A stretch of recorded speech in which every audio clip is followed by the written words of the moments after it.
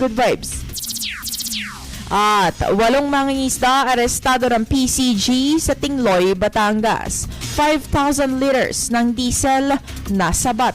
Para sa detalye ng balita, DJ Joey Boy. GV Balita Express.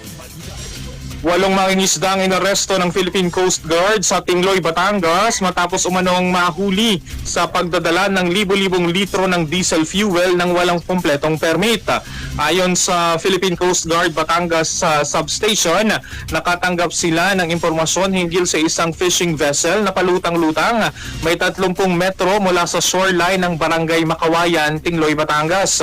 Dahil umano sa problema sa makina, agad na nagsagawa ng inspeksyon ang mga tauhan ng Philippine Coast Guard sa naturang sasakyang pandagat at napag-alamang ang 26-meter long fishing vessel na may gross tonnage na 15 ay walang kaukulang dokumentasyon. Sa isinagawang pagtatanong sa kapitan at mga tripulante, isa sa mga crew member ang nagsiwalat na may kargang 5,000 litro ng diesel fuel ang sasakyang pandagat na wala umanong kinakailangang government permits.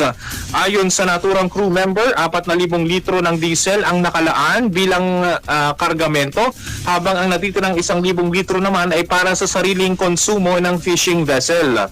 Patuloy ngayon ang investigasyon at case build-up ng Philippine Coast Guard Legal Unit at Investigation and Detection Unit upang matukoy ang pinagmulan at pagmamay-ari ng diesel, ang dapat nitong pagdalhan at kung legal ang pagdadala ng mga produktong petrolyo.